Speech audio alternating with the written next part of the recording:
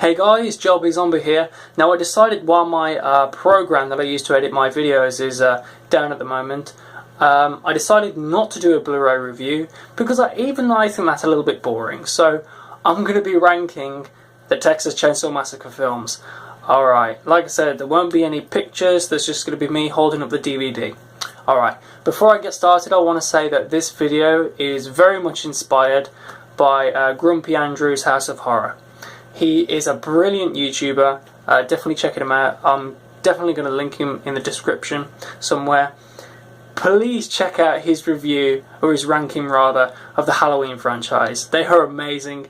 They're a good laugh also. He's a great entertainer, so check out Andrew. Okay, so there's 8 films to rank here. And the number 8 spot goes to a film which I don't own. As Andrew said, it is loved and loathed by it is loved by some, loathed by many. The number 8 spot goes to the Texas Chainsaw Massacre: The Next Generation. I don't own this film because it's shit. Okay, it's just as simple as that.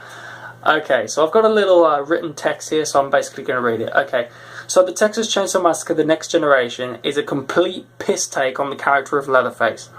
The story is boring, the characters are pointless and forgettable. The look of Leatherface is dull and boring. I don't recall a single splatter of blood on Leatherface. His main appearance looks like a plastic doll. I don't have any memorable scenes because the film totally sucked. Plain and simple, there you are. Alright, so the number 7 spot goes to Texas Chainsaw 3D, or as it's sometimes known. Right, this one's going to be a little bit...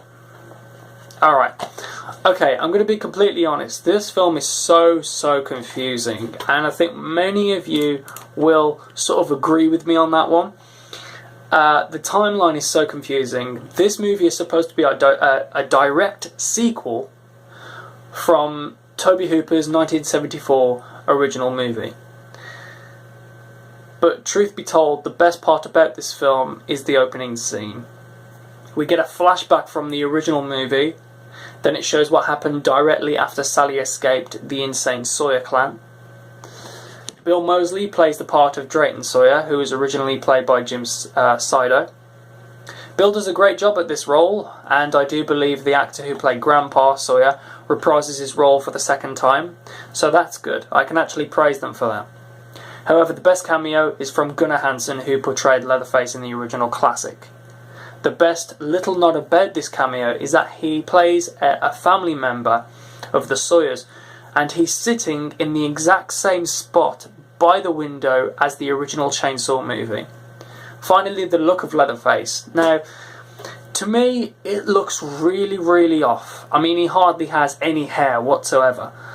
The mask looks grimy and just dull. The best thing they made him do was actually sew the mask onto his face. I think that was a very clever idea. But they tried to make you feel sympathy for him by the end of the movie he became an anti-hero, and it was like, what the hell? He's an insane chainsaw wielding maniac. How could you feel sympathetic towards that? Moving on. Okay, so the number 6 spot actually goes to Leatherface, the origin story of the Texas Chainsaw Massacre.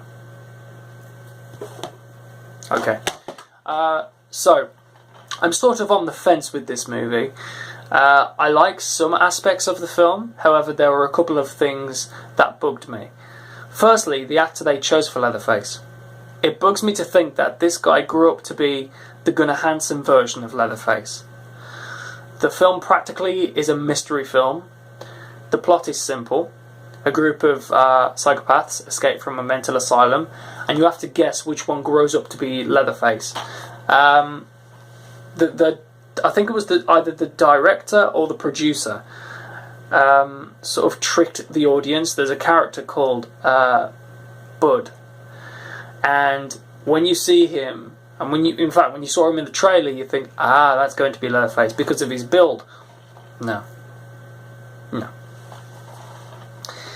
The thing I like they did for the character of Leatherface is that they gave him a reason why he wears victims' faces. So, I guess by the end of this movie, you're thinking, oh, hang on, he is actually a character. He's not just a sort of like a walking, lumbering maniac. No, he's not. He's actually a drawn-out character in this film. That's good. So that's why it gets the number 6 spot. It is an enjoyable movie. I actually really do like this movie, so it's quite enjoyable. Okay, number 5. I reckon I'm going to get some backlash for this, but the number 5 spot goes to the original Texas... No, I'm joking. Texas Chainsaw Massacre 2. Okay, so the Texas Chainsaw Massacre Part 2 is a very strange movie, I think. When compared to the first film, it is very strange. You've got the original, which is gritty, realistic, and brutal, I think, as in the way it was made. There is nothing funny whatsoever about the Texas Chainsaw Massacre. In fact, I actually think it's quite traumatizing. Then, in 1986, Tobe Hooper returns to make the sequel. Okay. So far, so good. It is the complete opposite from the first film, and I mean, it's totally different. The movie is a black comedy. You've got Leatherface, who does his chainsaw jiggle dance. He also practically dry humps the character Stretch with his chainsaw. You've got Chop Top, who is constantly making insults, picking his head with a coat hanger, and finally Madman Dennis Hopper yelling like a maniac. But on a good note, I do like the look of Leatherface. His mask actually looks like several pieces of different skin stitched together, and I think if you look on the neck part of the mask, you can actually see an ear, so that's really good. The mask actually does look good in this because it's actually different skin tones, so it's different skin tones around the mask, so that's pretty good. But surely Leatherface would have died at the end of this movie.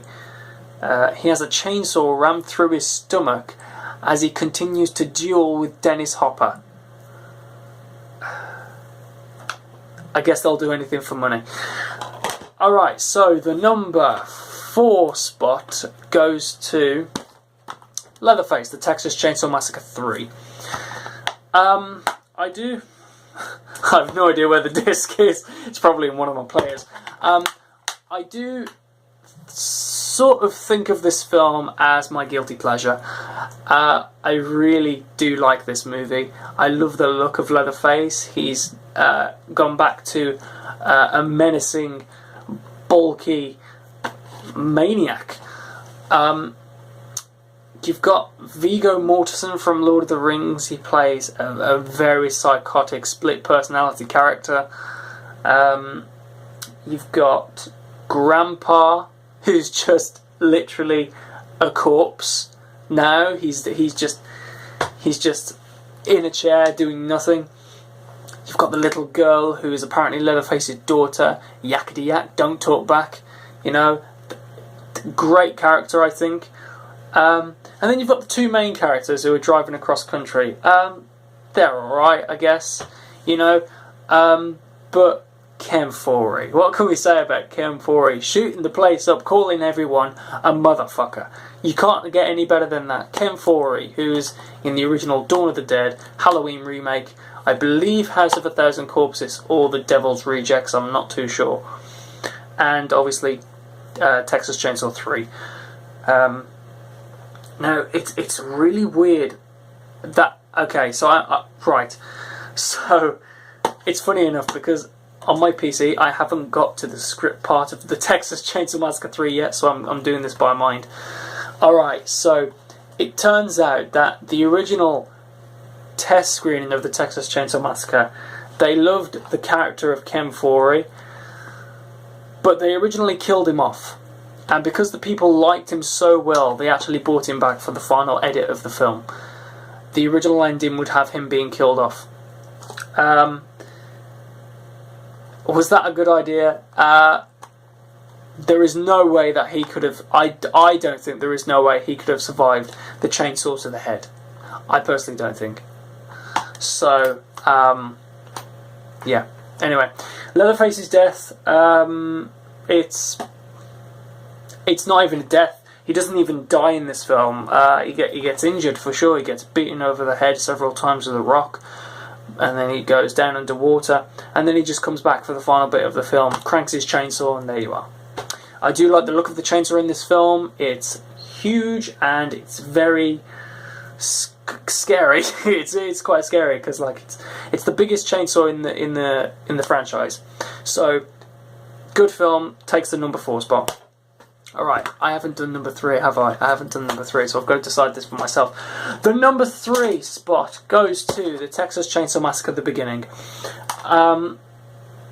So there's so many sequels, so many prequels. This film is... It's good. It's good. I can actually sit through this and enjoy it. However, if I'm going to watch this straight after, I would then watch this. I do watch these two back to back. I do like Andrew Branansky's portrayal of Leatherface. He's very menacing. He's sort of like the Tyler Mane version of Leatherface, if you get what I mean. He reminds me a lot of, in this movie, Leatherface reminds me a lot of Michael from Halloween 2, Rob Zombie's version, because he's extremely brutal. And that's the same in this movie too. Very aggressive, very brutal. The plot was good. One thing I will say now is rest in peace R. Lee Ermey. He was a fantastic character who will be missed by a lot of movie fans. The story of the two brothers who are going to go to Vietnam and then going someplace even worse, I actually really like that idea, because at this point I actually think that they would rather be in the Vietnam War than in the Hewitt house. So and then we've got the two endings. So then we've the first ending is I really can't remember the lead character's name. She's played by Jordana Brewster. I can't think of the character's name, but she finally escapes. So she's driving in the car. Leatherface pops up behind the seat and just chainsaws, pretty much guts her really, chainsaws through the seat into her stomach and yada yada, and then he just walks off into the darkness. Really love that ending, and then you get a bit of text about what happened. I really love that. But then you've got I think the alternate ending. I honestly can't decide which ending I like better. So Leatherface, it's the same premise, it's the same ending pretty much, except Leatherface kills her with a knife this time. He pops up, comes round to her chest, stabs her in the chest, and then sort of drags it down. He either drags it down or drags it up, I can't remember. I think he drags it down and guts her. So I think the reason why they changed that is that I was watching Disc 2, and there was a documentary, and it says I think the director said something like, Leatherface's weapon is his iconic chainsaw, so we have to end it with that. Something like that. I can't remember word for word, but the Texas Chainsaw Massacre: The Beginning, yeah, really, really do enjoy this movie. Okay, so the number 2 spot is obviously going to be the Texas Chainsaw Massacre, the remake. This is how a remake should be done. It is scary, and not a lot of films scare me, but the first time I saw this, I was scared, because I saw the original Texas Chainsaw Massacre obviously before I saw this, and I'm glad I did, so I could compare the two. Leatherface in this one is brutal, and I love actually no, he's not brutal, he's aggressive. In this one he's aggressive and brutal. I love the look of the mask. The mask is great. I love the fact that the mask has just a little bit of hair missing and the rest is just a full head of hair. I love the fact that the mask has a little bit of hair missing on the top. I love that. And I also love the fact that Leatherface has a little bit more character in this movie. He collects the rings of his victims, and there's a really heartbreaking scene where, what's his name? This is what happens when you don't go by a script. Is it Kemper? He goes to propose to Jessica Biel, Erin. Well, A, she was pregnant, I think she was pregnant, and B, he was going to propose to her. But he never got the chance because he got a sledgehammer over the head. So he never got the chance to do it. And as Leatherface is chaining him up, the ring drops out his pocket in the box. And Leatherface looks at it and he, opens the box and he pulls out the ring. And so he puts it, you don't actually see it, put it on his finger, but it's obvious that he's going to because his hands are full of other rings that he's come across. And I just love how he just like, oh, okay, I've killed you. Other than your face, I'm going to take that part of you. So I love that. This film was very successful. It was a US #1 box office hit, and the trailers I love to watch still to this day because there's actual footage of the audience in this theatre, or cinemas rather, being terrified of the movie. It has a lot of jump scares. It's just overall a good remake, a great movie. But the #1 spot is obviously going to be the one, the only, the 1974 classic known as the Texas Chainsaw Massacre. 2 words: Gunnar Hansen. That's all I need to say about this movie. Gunnar Hansen made this movie. He is the best Leatherface. I mean, at that time, nobody saw a movie like this. It was brutal, like I said before, as the way it was shot. It was grim, dark, disturbing, and the best thing I love about this movie, not a lot of blood. For a film called The Texas Chainsaw Massacre, you expect it to be brutal, disturbing, which it is, and gory and bloody as all hell. No, there is not a lot of blood. In fact, there's just splatters. A lot. What it was very clever, much like the original Halloween, it doesn't show enough, a lot of blood. When the audience decides on how much they see, that's what makes it a good film. The Texas. I'm not even going to talk a lot about this film because it's a masterpiece. It is #4 on my favourite horror movies of all time. 3 is The Exorcist, 2 is Alien, and 1 is The Evil Dead. The Texas Chainsaw Massacre is an amazing, amazing horror movie. You need to watch it. It is just, it's brilliant. It is fantastic. It's so gritty. That's what I love. It's almost like a grindhouse movie or a snuff film. It is just so gritty. And to see the film come alive on Blu-ray just amazed me. From watching the DVD version, and I thought to that point that was the best quality that was released. Then I saw it on Blu-ray and I was like, this blows the DVD out of the park. It really, really does. But now, the film's been released on 4K and I'm like, oh my god, I need to see the 4K version. Saying that, I'd love to see a Laserdisc version or a VHS version or even a beta version. I would love to see, so I can just compare the quality and decide which one, even the original print, so I could just decide which one is more gritty. And I think if you watch it with a certain quality, it makes the film more disturbing. Let's just leave it at that. So the Texas Chainsaw Massacre, who will survive and what will be left of them? An amazing poster for an amazing film.